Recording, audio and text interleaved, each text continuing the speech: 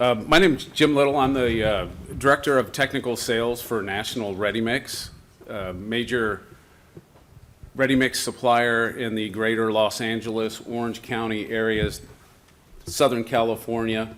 So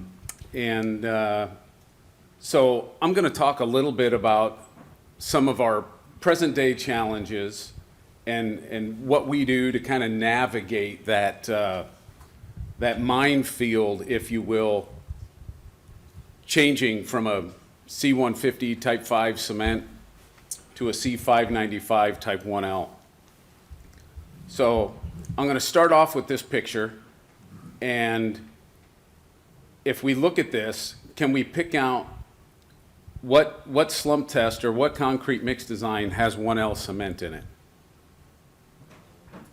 Any guesses? The middle one? Exactly. Slump's not a good indicator of what type of cement we have in here. The answer is maybe all of them, maybe none of them. In this particular case, we're talking about a mix with deficient sand, a mix with excessive fines, high coarse aggregate, high intermediate. We're talking about proportioning, because concrete is an engineered material, and we can't forget that. So when we change a material, we have to make those adjustments accordingly if we're doing anything different, right? If we change aggregate sources, cement sources, chemical admixtures, and utilizing 1L cement is no different. We're going to make those adjustments. Not all concrete mixtures are the same. And this is really some basic stuff, right? Material sources are different. They must be accounted for. We make adjustments for air, with air, no air, high range water reducer, so on and so forth. We have to make those changes. And we cannot forget that concrete is an engineered material. It is not a one size fits all. So in making this change from a Type 5 cement, which is predominant, Type 2.5 in the greater Los Angeles area, to Type 1L, we have all of these types of challenges. We're dealing with prescriptive specifications all the time, minimum cement contents, maximum water cement ratios, and I'm not talking in the realm of ACI 318 and the durability code. We don't want to try to bypass that, right? But if I've seen it once, I've seen it 500 times where we have a 0.45 water cement ratio with a 3,000 PSI requirement. So do we have a condition that warrants the lower water cement ratio? And if so, shouldn't that be accompanied by a higher strength as defined in those tables? So that's a big chunk of the problem.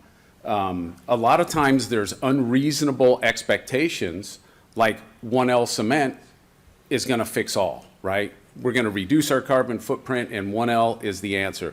Well, 1L is one answer, right? We've talked about a lot of different things this evening that will help us on our journey. Carbon capture, utilization and storage, ternary blended cements, so on and so forth. We have to do this all the while meeting expectations. Sometimes those expectations are too high. Some people will comment, well, we did this in the lab. That's great. We can do a lot of things in the lab. But can we move that into the field, right? Oftentimes, if we can do it in the lab, doesn't mean we should do it in the field. The other item that we need to really think about here is constructability. So as we've navigated, and I can say that National Ready Mix Concrete Company, we are a huge proponent in reducing our carbon footprint, our embodied carbon, in our ready-mix concrete. And some of the things that we've had to do is let our customers know our intentions.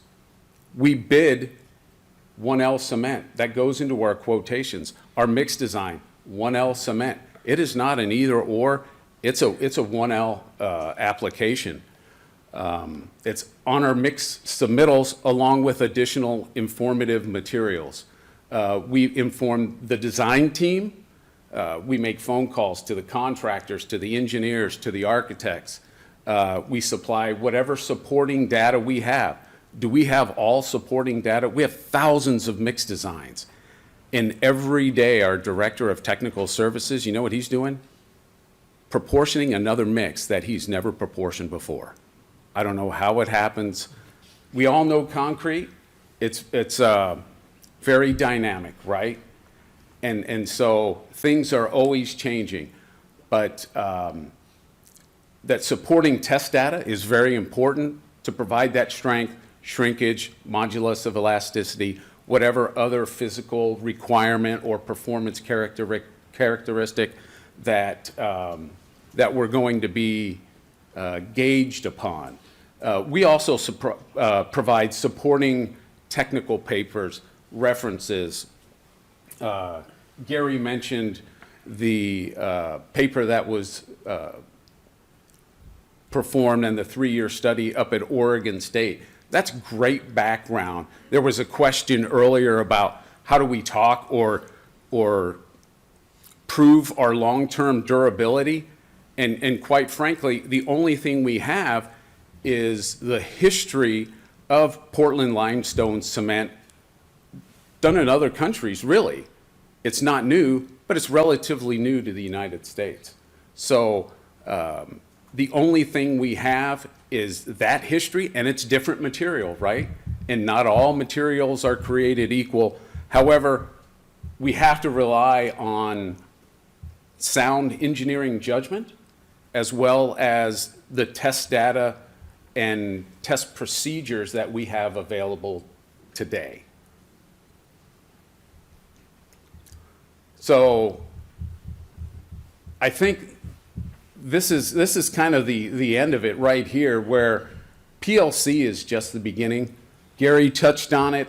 Type 1P, 1S, 1T, and ASTM C150 is the dinosaur in the room, and it will be going away. And I know we're pushing in that direction. That's all I have.